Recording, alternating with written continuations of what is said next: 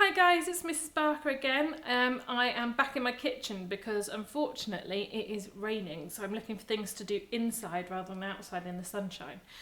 So I thought I would do some more baking, and this time I thought I would bake something that everybody is baking, which is a banana loaf or banana bread. Now the first thing I need to do before I say anything else is I need to preheat my oven to 180 degrees C.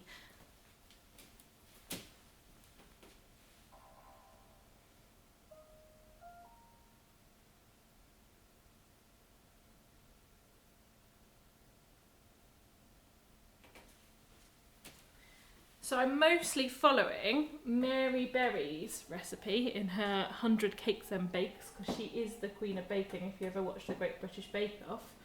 And I will need the following ingredients. So I'm going to need 100 grams of butter, which is just here. I'm going to need 175 grams of caster sugar.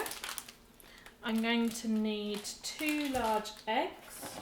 In my big egg box, some very ripe bananas. Now don't worry, yes they are very black, but they are still usable. In fact, they're perfect for banana bread.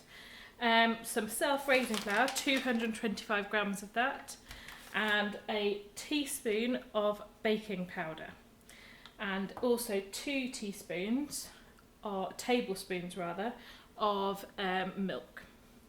The equipment that I'm using, I'm going to need a loaf tray. I'm going to need a mixing bowl. Now you can use an electric mixer, or if you're feeling really strong you can also do this by hand, so it's up to you. I'm going to need some baking paper to line my baking tray, my loaf tray. I'm going to need some weighing scales and a bowl to use, and also some sieve as well. There are 2 ingredients that I'm going to put into my banana loaf that aren't on the recipe, but just to make it a bit nicer.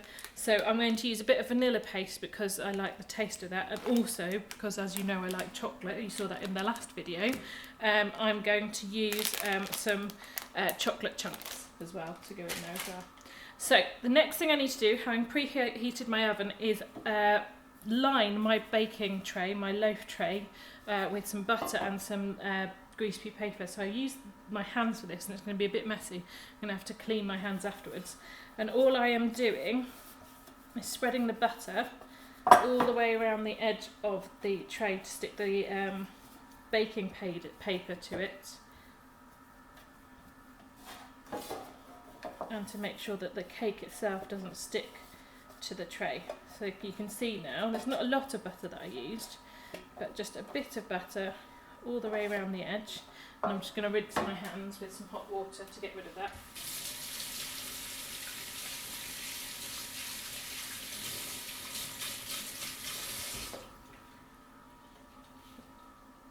And of course, before I started, I washed my hands as well with some soap and water, which is really important at the moment, just as it was when we started.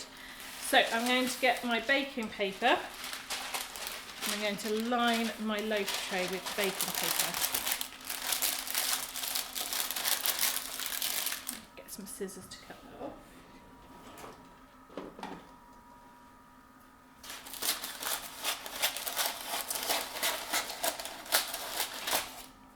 That's all done with. Try and make it as flat as possible around the edge. Doesn't matter if there's some creases. That is ready to go for when the mixture is all ready. So the next thing I'm going to do is I'm going to measure out my dry ingredients. Now in the recipe it doesn't say that you have to measure out your dry ingredients first. It says you can just chuck it all in, but I find this a bit more useful. So what I'm going to need to do is I'm going to need to get my scales, and I need to make sure that they are on 0 with the bowl on the top, because I need to know exactly how much I have got of everything. So they're on 0. I need to make sure that they're on grams as well, because we're measuring weight, remember, not liquid or anything like that. And I've got my self-raising flour, and I'm going to pour in, and it was 225 grams, and it needs to be quite exact. It's not like cooking. Baking, it needs to be quite exact. So if you can see it, you can always shout at the video when I'm ready at 225 grams. Oh, a bit too much, so I'm going to take a bit out now.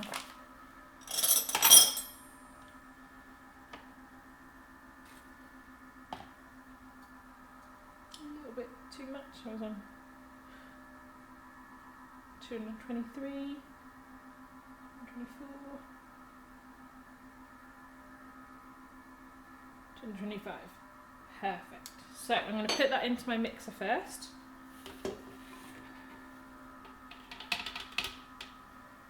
I'll leave that there for a second. Measure my butter in a minute. And I'm going to put in my baking powder.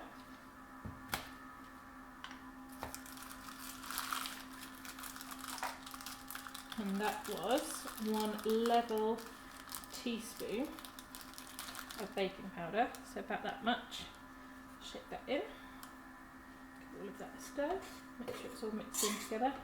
Don't want one big lump of baking powder, although the mixer will probably do it for you. So that one's done. I'm going to do my sugar next. So for my sugar, I need 175 grams. So again, bringing this back forward, making it sure it's on 0. I'm going to 175 grams of sugar. This isn't the healthiest recipe in the world, but it is tasty. There we go, 175 grams. And put that back in now.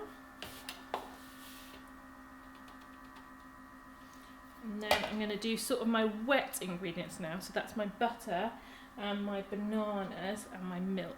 Okay, so I'm going to do the butter first, and I need 100 grams of butter. So again, putting it back on 0 again.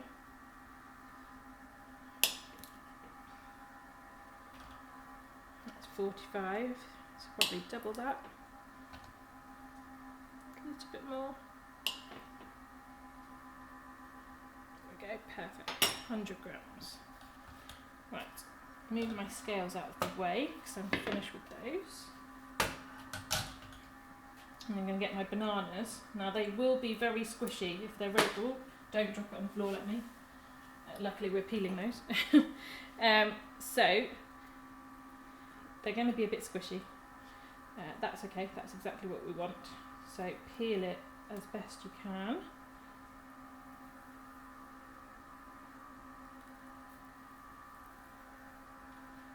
So, into there. I'll put that in the bin in a minute. Here's my other one.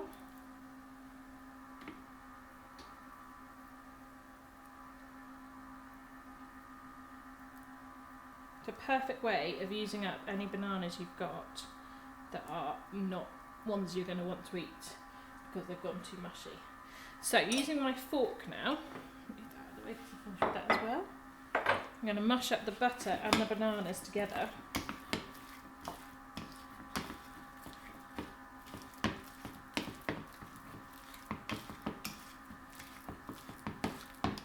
So that it's all nice and soft. You don't get any lumps of butter or banana. You see how that's mixing together. Nice and soft.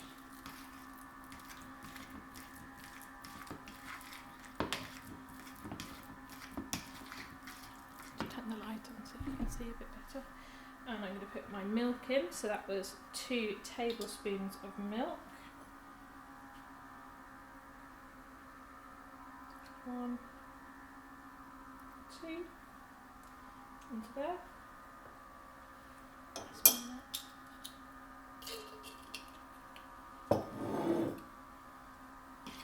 Mash that together a bit more.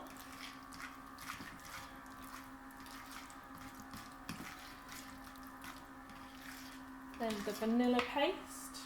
So I've got paste, you could use vanilla essence, so a drop of that. Small squeeze of that in there. And also, finally, my eggs. So that was 2 eggs, wasn't it?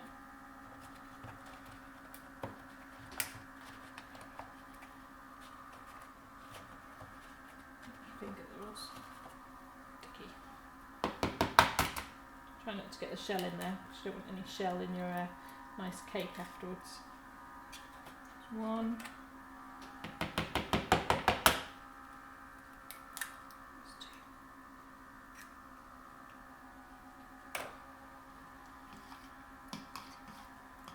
break up those egg yolks, mix that together again. Doesn't need to be perfect because the mixer will do most of it for you unless you're doing it by hand. There we go. Doesn't look particularly appetising, I promise it's tasty afterwards. So that's going to go in there now.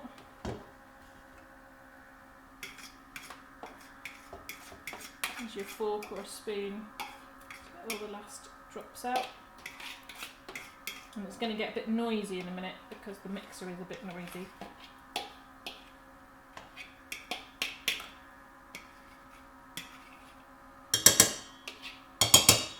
That's that. Just need my hands are rinsed again because they've got raw egg on them.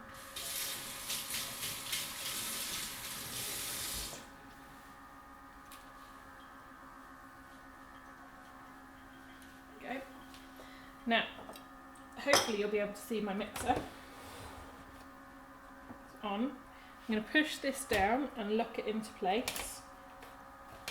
And I'm going to turn it around onto the egg side because we've got egg in it. I know we've got flour in as well, but we're going to go around to egg. So it's going to get quite noisy for a bit. We're hoping for it to all join together into the mix, ready to go into the loaf tray.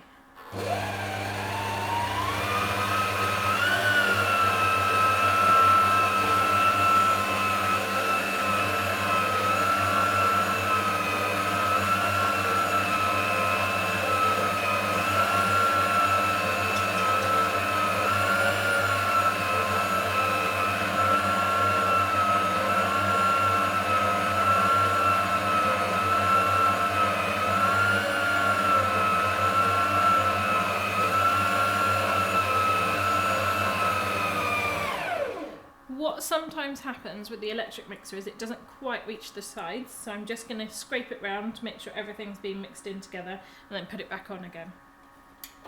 Do not just put your hands in whilst it's going or a spoon in. Make sure you've turned it off completely and then give it a scrape.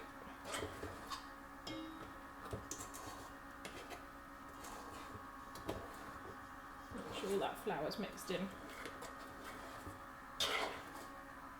You might decide it's easier just to do the whole thing by hand.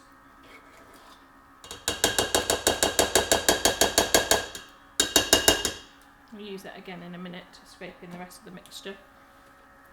Lock it back down, turn it back on.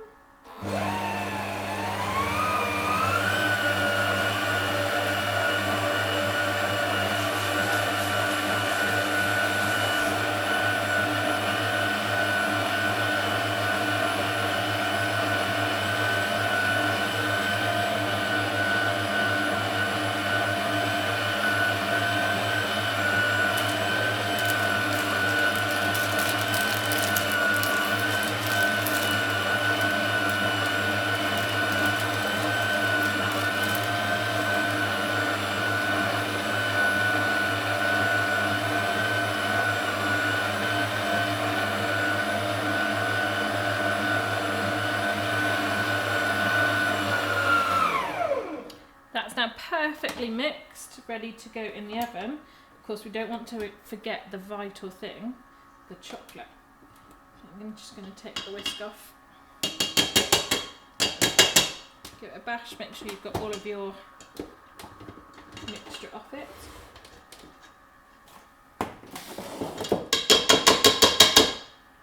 Use your spoon. It's already smelling amazing.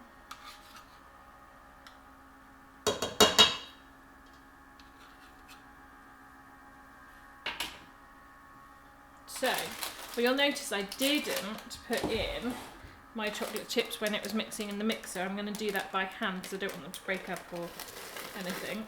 I can just do that by hand. So I poured the whole lot in. I had, I think it's about 100 grams there. I'm going to mix those in now. And when it goes in the oven, of course, it's going to go all nice and melted, that chocolate. Perfect, so hopefully you can see that all mixed together. That's the kind of consistency you're looking for. If it's gone a bit too loose, then maybe add a bit more flour. If it's gone a bit too thick with flour, then maybe add a bit more milk. Okay, so I'm going to tip that in. onto my greaseproof paper. Hopefully it won't stick. Bring that so you can see.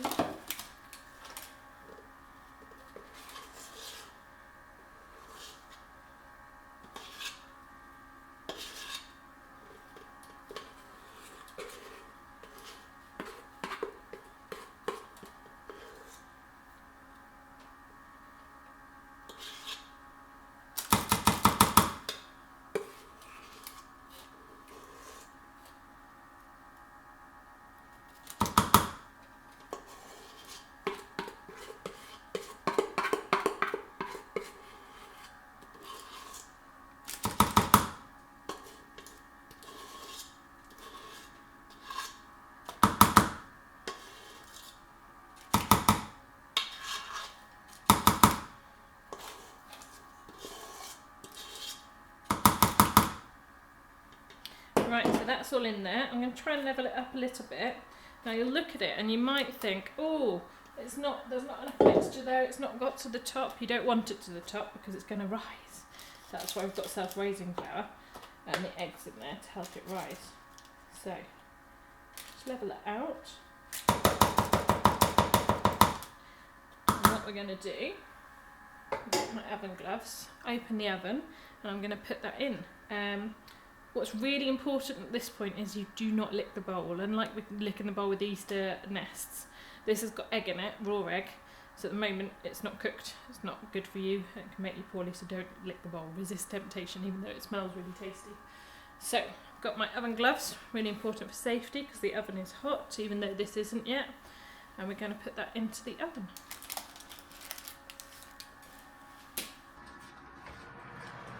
So this is going into the oven for an hour, but do keep checking on it, okay? If you notice that it's burning or anything like that, then you need to be taking it out, okay? And what we're going to do is we'll check it with a knife. We'll stick a knife in it and we will see whether it's cooked when it comes out clean, okay? So I'll see you in an hour. Right guys, that binging noise is my oven saying that hour is up. So I'm going to get it out and test it using the knife to see whether it comes out clean.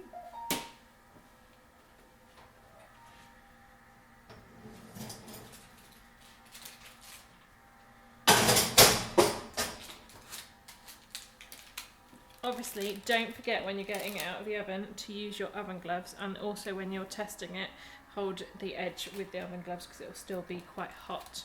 Okay, so just a normal knife, and I'm going to put it straight in the middle. It's looking nice and golden brown, so hopefully it will come out nice and clean. There we go. No mixture on the knife, nice and clean, so that is finished. So what I'm going to do now is I'm going to leave it for a little bit to cool in the loaf tray, and then I'm going to transfer it onto a cooling rack to cool a bit longer, and then I will transfer it onto a plate ready for eating. Okay.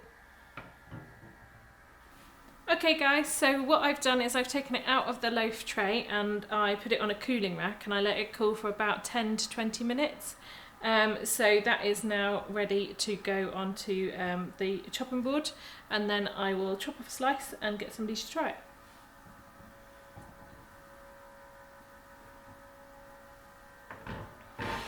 So I'm actually using a bread knife for this because it is a banana bread and it will cut better. A little bit crumbly.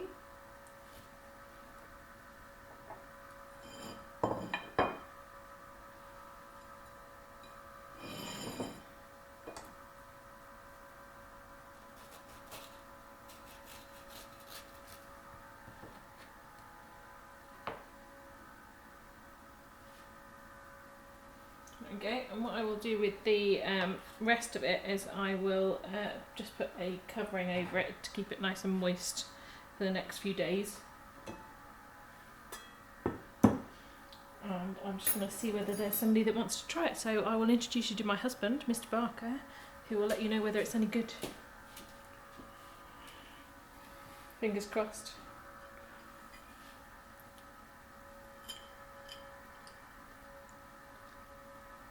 Oh, excellent, Mrs. Barker. Well done. Thank you. You can go and enjoy that now. Thank you very much. So hopefully I'll do another video for you soon. give the banana cake a go because it's very tasty. And I'll see you soon. Keep safe. Bye.